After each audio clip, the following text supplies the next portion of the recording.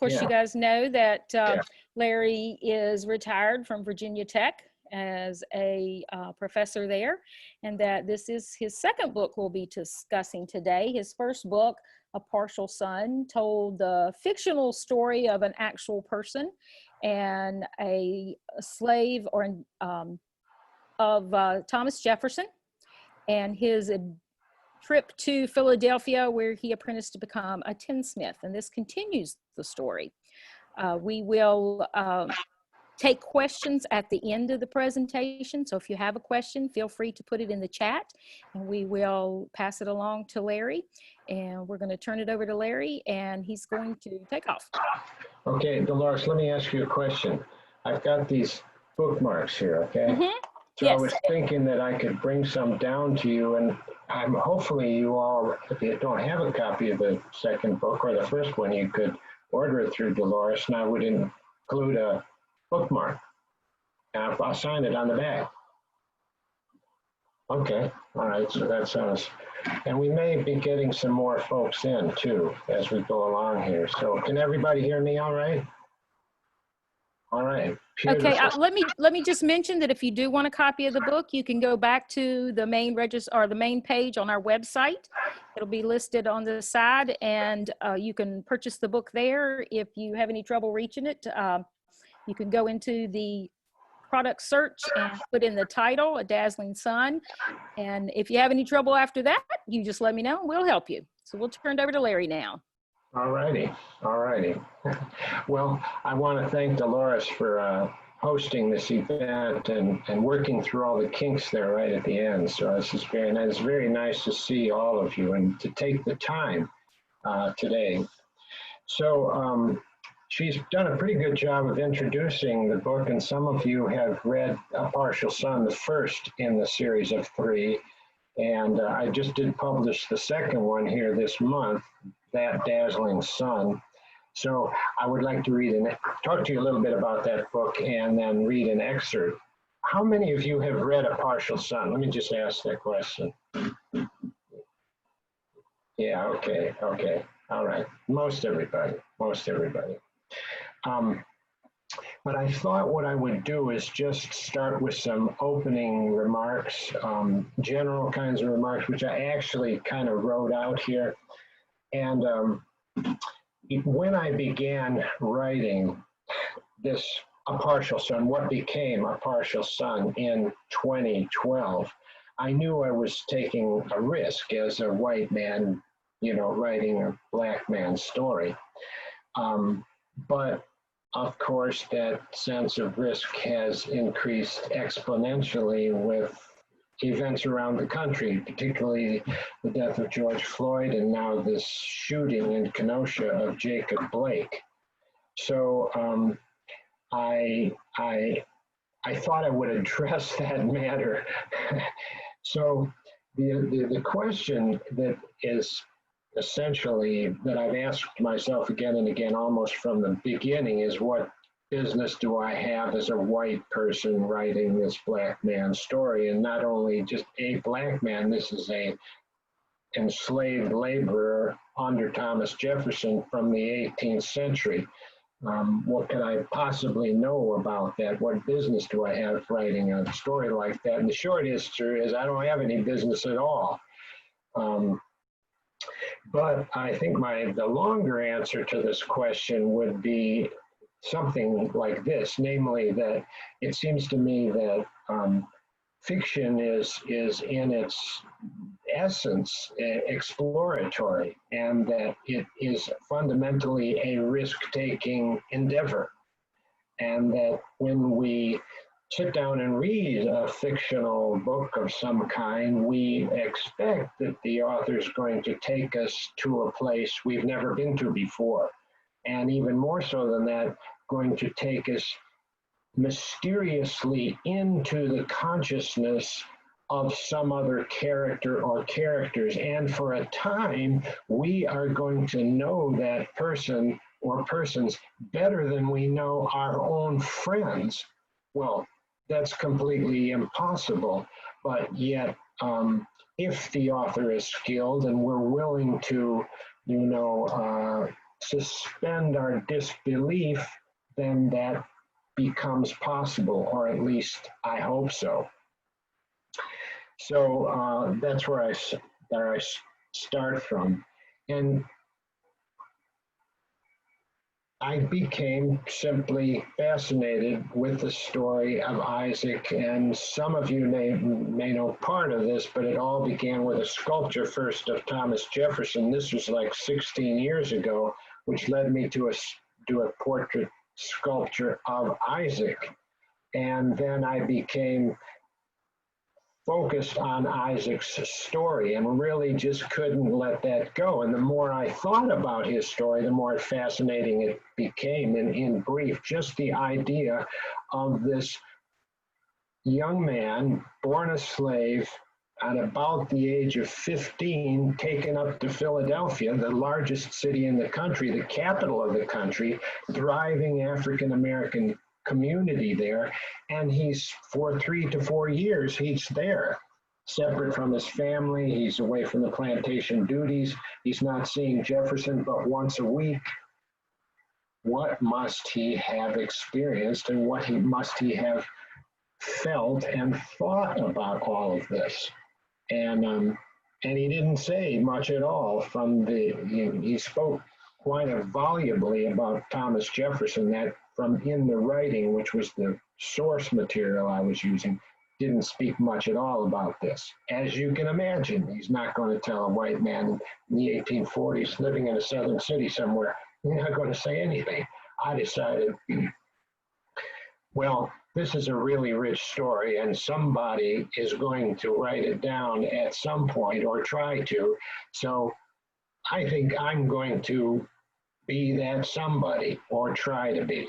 So that's kind of where, that's how and it's really up to you as readers to decide whether or not I succeeded. So, but I can say for sure that the whole experience has been profoundly educational and really a continual process of discovery. So if it's changed me, if that matters. So let me go to anyone want to make any comments or have any questions about that? Or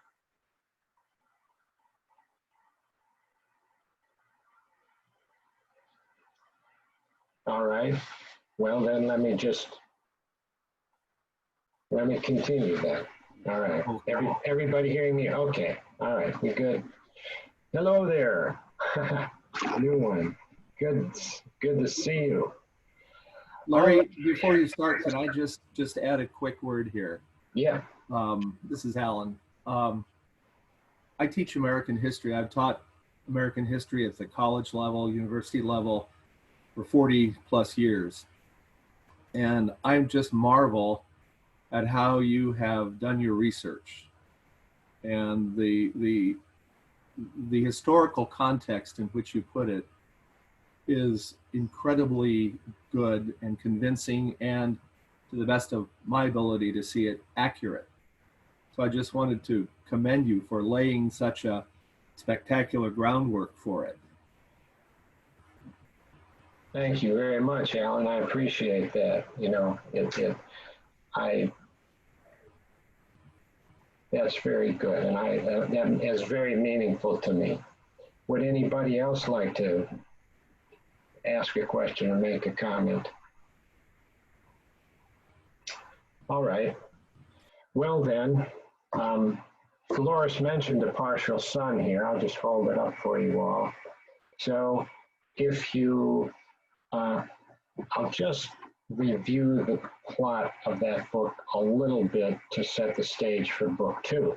So Jefferson in 1790 becomes Secretary of State under George Washington, and he decides to take Isaac up to Philadelphia to be an apprentice to a tinsmith up there. And so it's a brand new experience for Isaac. He is working alongside 3 other white apprentices. He's living in Mr. Bringhouse's, in the attic quarters of Mr. Bringhouse's house. He's eating at table with his wife, family. This has got to be a mind-blowing experience for him. He's mercilessly taunted by one of the other apprentices, whose name was Daniel Shady, who's a bigot. He is taught to read and write by Rachel, Mr. Bringhouse's daughter, and he meets the charismatic Dr. Cornelius Sharp, who toward the end of the book challenges Isaac to get from Mr. Jefferson your worth in dollars and cents. And if Isaac is willing to do that, then Dr. Sharp promises to buy his freedom. Well, for Isaac to come forward with such a question to the esteemed Mr. Jefferson, his master, is tough. He struggles. He finally summons up the courage, asks this question, and Jefferson sidesteps it by showing him these drawings he's put together of this tin shop he is going to build for Isaac when he gets back to Monticello. So, and then Isaac steps out of the house and he sees this hot air balloon rising into the air, and it gives him hope. You know, he feels like he's buoyed up that. It's a sort of a symbol of his optimism for the future. So that's where the first book ends. The second book, That Dazzling Sun, the first book, as you will know if you've read it, is actually dictated to a Reverend Charles Campbell. The second book is being compiled by Campbell's daughter, Mary Spotswood Campbell Robinson. So, and in this book, many things happen, but significant among them is that Rachel, the tinsmith's daughter, who taught Isaac to read and write, and they've developed over time a pretty close relationship, goes to England for 2 years. That's the schedule. And she's going to work with Miss Hannah Moore, who was at that time a very well-known writer, a social activist, and abolitionist. So she's going to, but she tells Isaac that she is going to continue his education through an exchange of letters. All right? So I'll read a little excerpt. Isaac has received the very first letter from Rachel. He manages to read all the way through it. He's very proud of himself. He's less confident about his ability to write a letter back that will match her writing skills. He decides that he needs somebody else to help him. So he finally, on a Sunday afternoon, he generally goes over and reports to Mr. Jefferson on Sunday afternoons. He's got a little bit of free time then. He goes over to President Washington's house and looks up the head chef, whose name is Hercules. And Hercules is quite a character, because he thinks Hercules might know somebody that could do this for him. So let me read this. And so they're round back of Washington's house, and Hercules is seated, and Hercules is the speaker who he begins there. Here. "Say there, young man," he said, and patted the cushioned chair beside him. "Sit yourself down. Sit yourself down. Now, what can I do for you this fine day, Mr. Isaac Granger Jefferson?" "I need somebody to write for me." He frowned. "Write for you? Write what?" "A letter."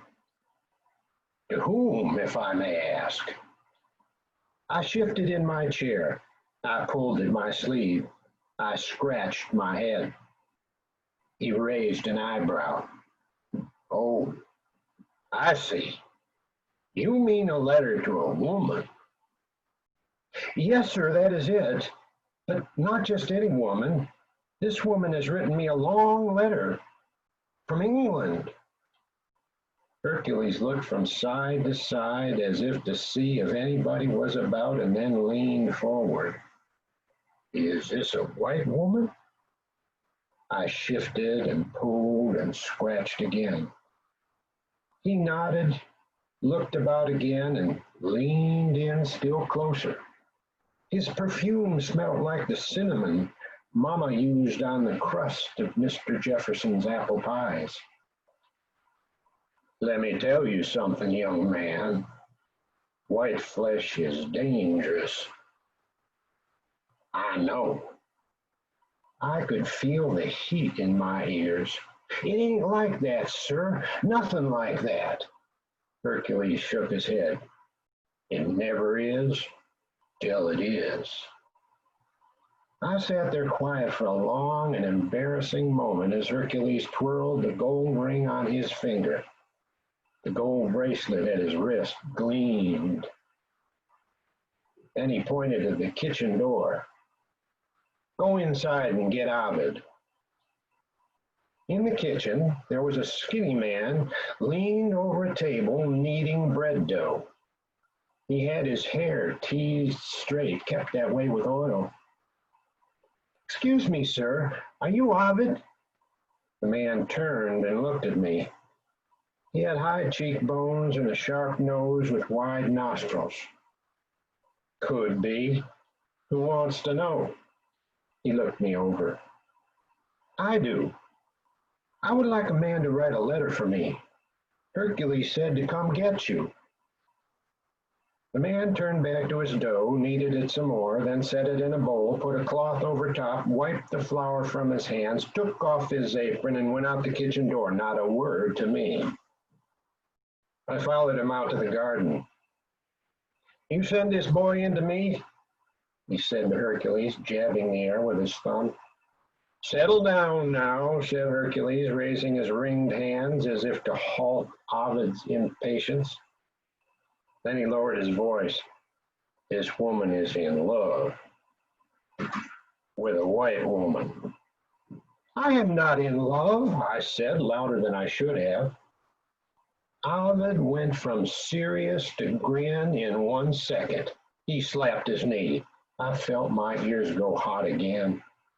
Hercules remained impassive in his seat as Ovid slapped his knee again and danced in a circle. When he had stopped, Hercules spoke. Can you do a letter for the boy or not? Ovid turned serious again. For danger pay. You'll be paid, don't you worry about that. Can't be now. We got a whole big dinner to fix. Hercules looked at me. General Washington has invited his cabinet to dinner tomorrow afternoon. Mr. Hamilton, Mr. Knox, Mr. Randolph, and you're Mr. Jefferson. I nodded. Ovid here is doing some prep work today, Sunday or no. I shall also shortly. Of course, your Mr. Jefferson must have his ice cream. Ice cream. Hearing those words took me right back to that day in little George's shop when my brother put his hammer by and as much as accused me of taking a finger swipe from old master's ice cream. That moment so vivid in my memory, yet seemed like an age ago, so much had happened since. I stopped by the next Sunday, but Ovid put me off and put me off the next Sunday too. Only on the third Sunday, from my persistence, would he consent. He sat down at a little table, which he brought out from a narrow closet off the kitchen, along with his own pen and inkwell. You got paper?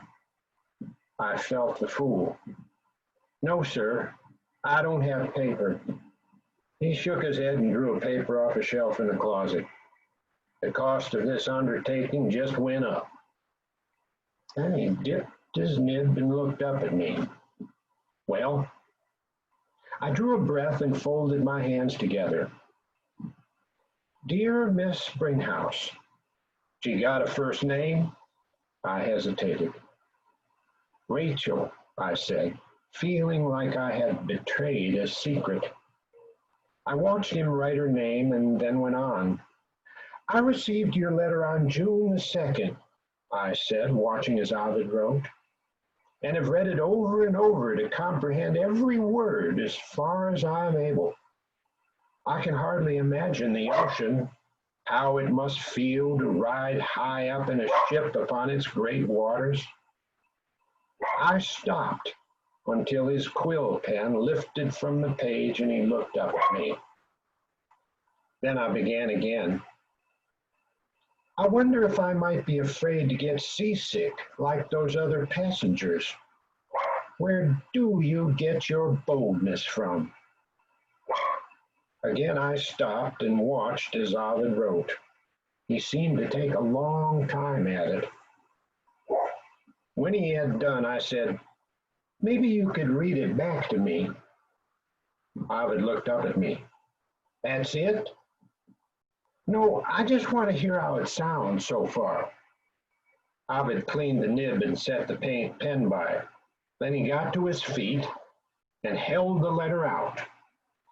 Dear Rachel, he began in a clear and resonant voice, I am the butterfly in your flower, the curdle in your cream, the honey in your comb, the churn in your butter. Them's not my words, I blurted out, grabbing for his paper. I am no such thing. But he was too fast for me and jerked the paper away. Young man, he said, holding it out of my reach, don't interrupt. It's uncouth. He cleared his throat.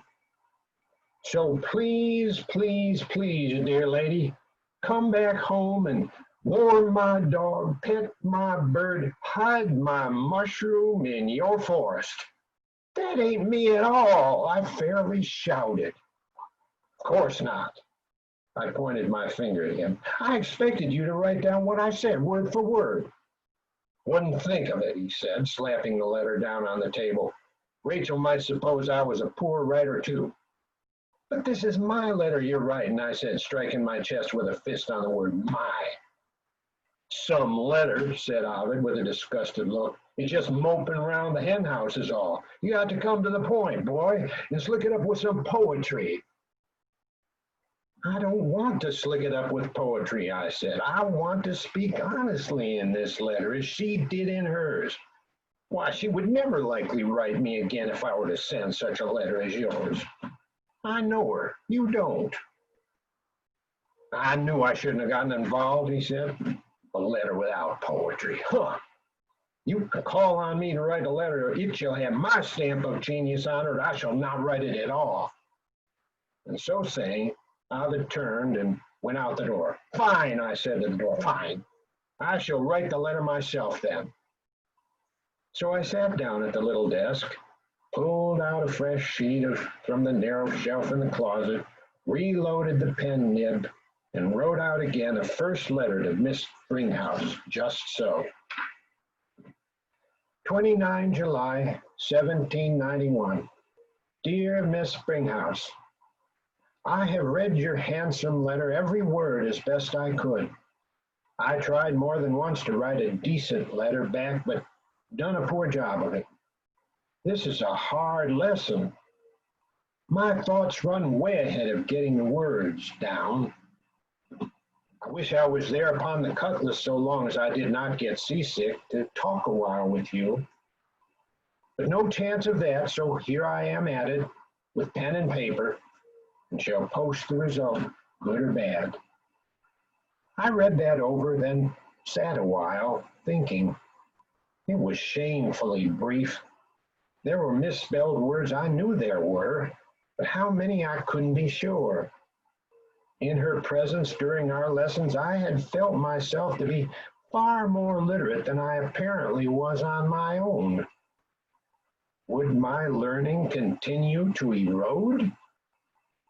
I feared my few sentences would arouse her pity, which would have been an embarrassment.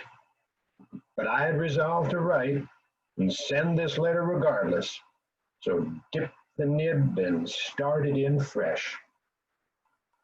Hard by a creek that drains into the Ravenna, stand two trees, one on each side, that lean so far toward each other their branches touch, and neither can stand without the other.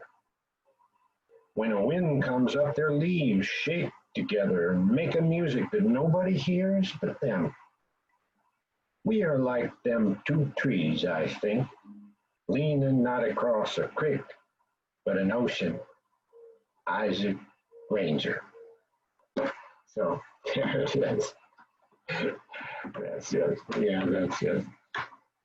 So much happens. Much happens after that, and I think, well, if you, it's pretty good, I think. Well, I don't know. Anyone else have any comments or like to say anything here? Larry, I have one question about how you handled dialogue and the language in the book, where it sounds, I would say, dated or historic, but it's not hard to understand. How did you do that balance? Because I know there's a lot of people that are concerned about or have strong opinions about how you use dialect in novels. Right. Well, I guess I'll answer that in two ways. First of all, I kept softening it. I had a fellow that I know from the English department who's actually head of creative writing, and I showed him an early draft, short section. This was, well, I don't know, 4 or 5 years ago now. Anyway, he read through it and he said, well, I don't know, probably people wouldn't want to read a whole novel like this. So I kept softening it and softening it, and to make it palatable to, you know, the modern ear.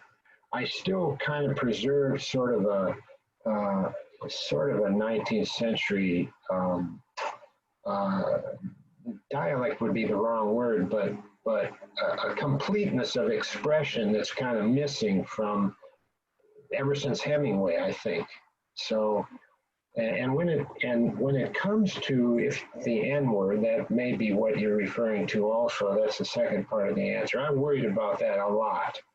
And for a time, a goodly amount of time, I used N plus dash, you know, as so it, but I thought actually maybe that actually calls more attention to it than not.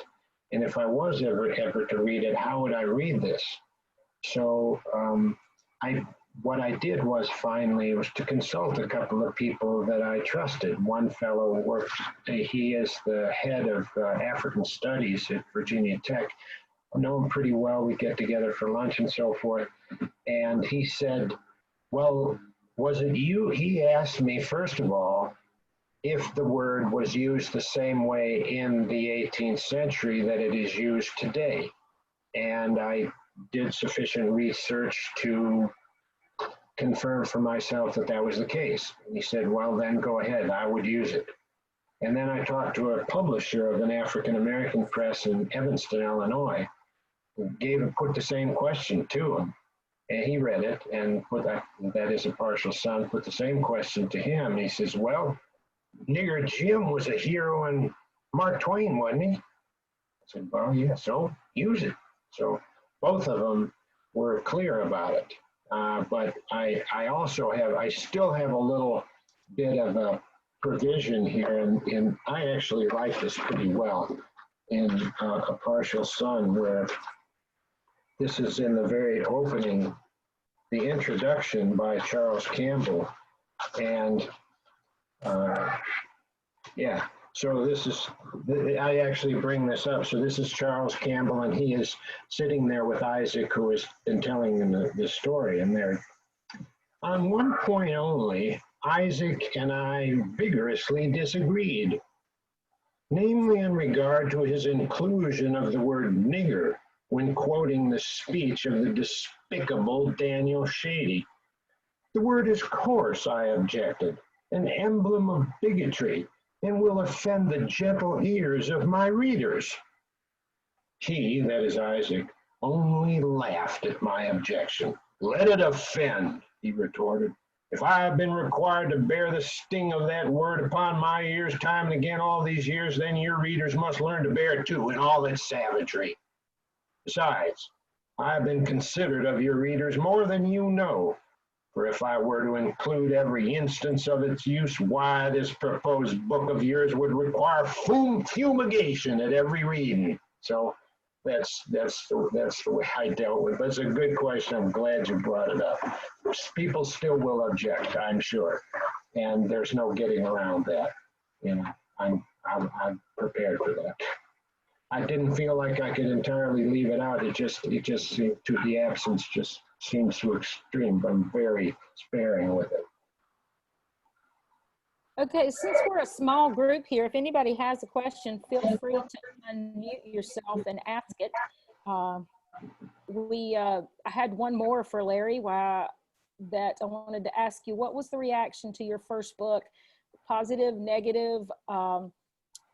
Did you get hassled? You talked about a white man writing a book about African Americans. Did you have to face any conversation about that?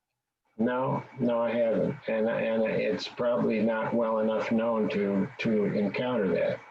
And I suppose that I've spent some time preparing a response if that were to be the case. But but that's, again, thank you for asking that. What was just the general reception of the book? I think it's been it's been really positive. I've been really pleased. You don't know. and actually Rachel's, I've been very happy with the response to the character of Rachel, who figures more prominently in the second book. She's important in the second book and will be important in the third book too. So it was like almost crossing that gender line seemed almost harder for me. I didn't know how successful I would be at that, but yeah, people have been real positive on that. I've been really pleased. Larry, I have a question for you. As a fiction author, how far in advance do you plan the framework of the book out, or does it sort of grow as you start writing and then it grows? I don't have the creativity to write fiction. I'm just a historical researcher, and I can't imagine what must go through your mind in terms of the creativity to produce something like this. I'm just curious, you're doing a trilogy. How far out do you plan it before you actually start writing? Well, I'll tell you, I finally dispensed with, let's see, if you can see my hands, it's got to have been at least 14 inches of paper drafts for A Partial Sun, and I don't know how many digital drafts. So you go through an awful lot of stuff. When it comes to your question, how far ahead, for me, it's really a hybrid. There are some authors like John Grisham, who, for example, so I've read, I mean, he works it out in detail from beginning to end, complete outline. I've never been able to succeed at that. It's real helpful to get some basic idea, but it always changes in there somewhere, and it's likely, and I run onto things that I hadn't known about, and then I can utilize them, but that's going to change the story. If I don't have an outline, and there will be, it's like, wow, I got this character in a kind of a jam here. Now how do I get him out of this? So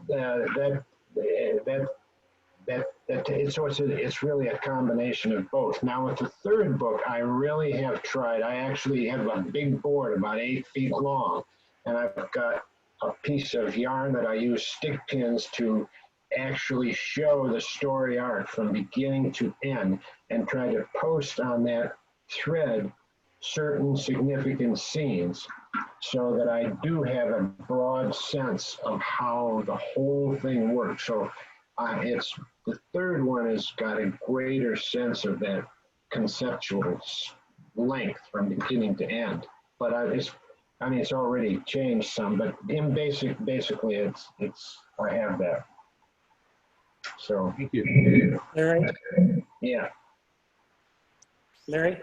Yes. I've been very really interested in how you developed the relationship between Thomas Jefferson and Isaac, and the meetings that they've had, and how Jefferson has had to deal with quite a few different issues, questions about his role as the master, as well as the role of the politician and the writer of the documents that he's written for our government, and all the different facets of that, and how you've interwoven his debt, how poor he actually is, and how he's owed money, and his relationship with the very wealthy black. It's crazy how you've been able to take all that through. Is it mostly truth? Is there that history, or is that? I think you're referring, well, it is. If you're referring to the second book, man, Dr. Sharp, he's quite a character, and boy, does he lay it on Mr. Jefferson. But Jefferson was, I mean, as soon as he died, basically, the Monticello went bankrupt, and his grandson had to take over the whole business and auction everything off, including the slaves, and many of them were bought locally and so forth, but it just collapsed. It was only because he was so well known and he could get credit that he can get another loan on credit for another loan and so forth. That he really did the stuff that he managed to be more solvent. It was, and that was the case, I think, for many anyway of slave owners, that they were aristocracy because they were landowners, but they didn't. The reason many of them sold slaves is was the one convertible asset they had. So it was a house of cards, kind of. If that answers your question.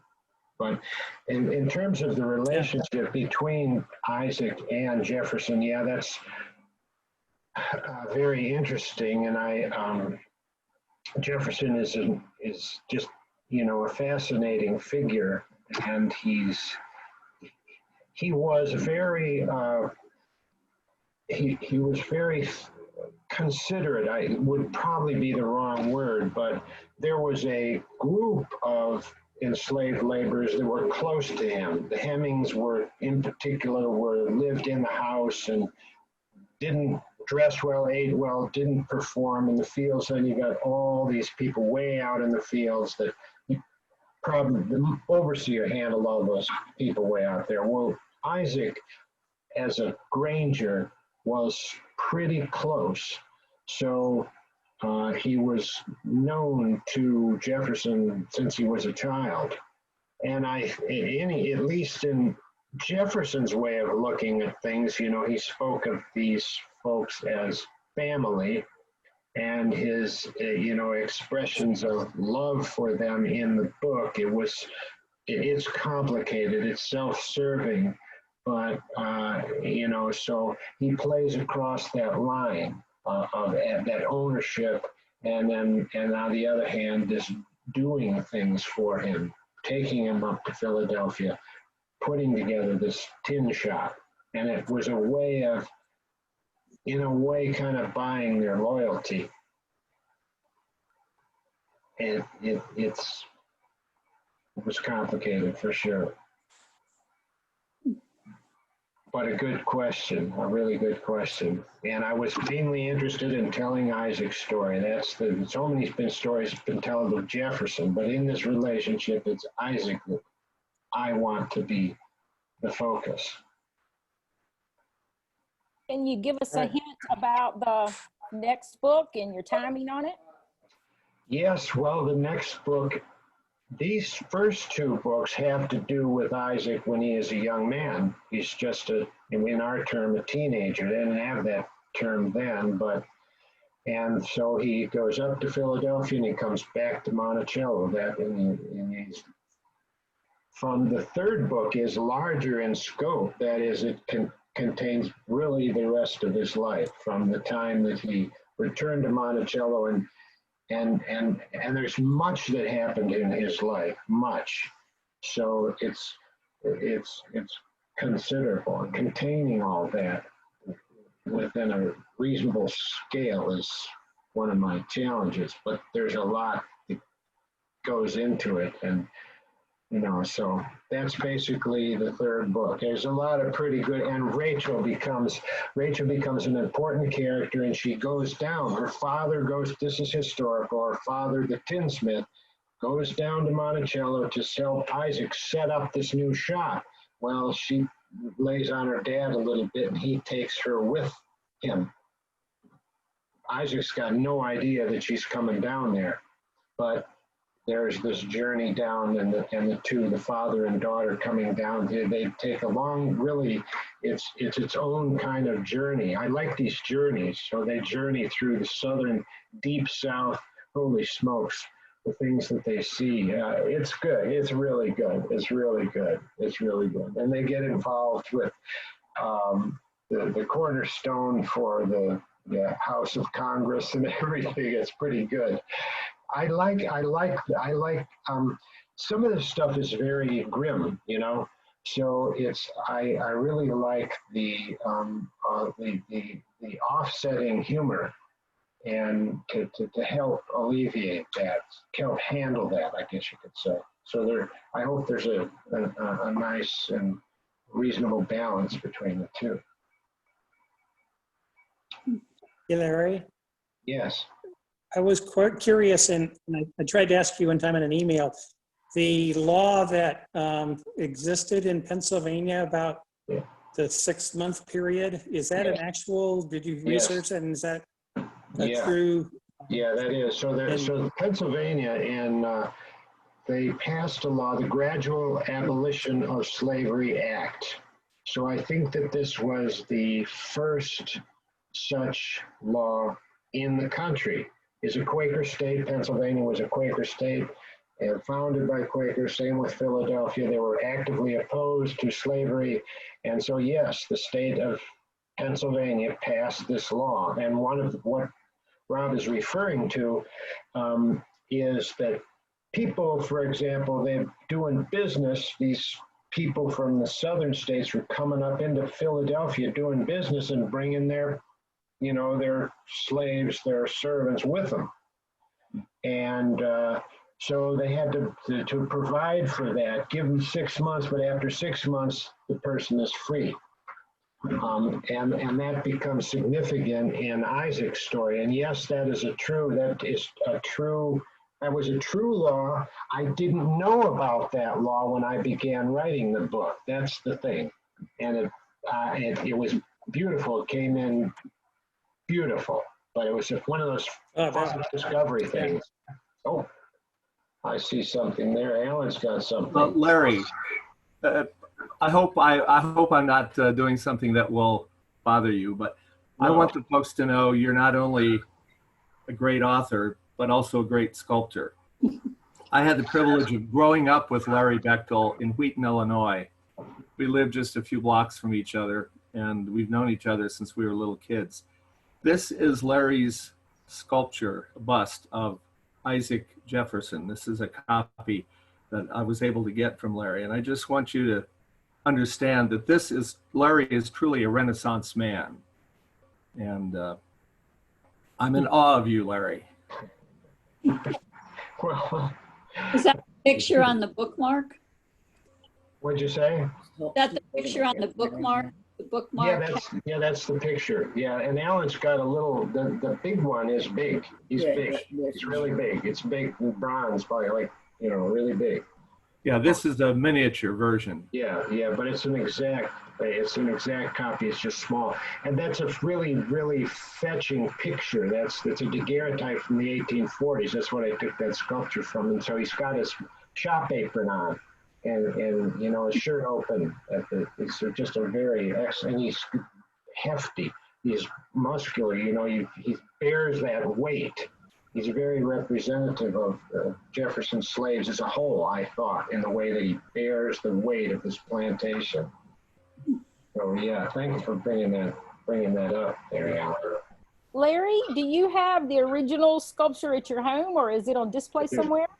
I have it, yeah, I have it, I have it at home. And you know, I don't know, it's, yeah, I got it at home. Along with Jefferson, I did, as I said, it's a bronze of Jefferson about yay tall.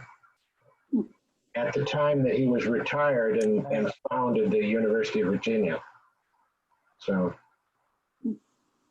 Okay, I think we have time for one more question, if anybody'd like to say something. I just want to say thank you. I have not finished A Partial Sun. Yes.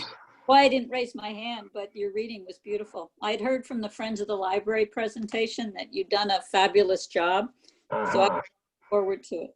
Oh, great, Piper. That's great. That's great. I'm glad you're enjoying it so far. Yeah. Well, again, I thank Dolores very much. If there's no more questions. Okay, well, we thank you again, Larry. This has been really nice. I know we enjoyed your first one when we could do it in the store, and hopefully it won't. By the time you have your next book out, I hope we've returned to in-store events. Yeah. Let's hope. So it don't take too long to write.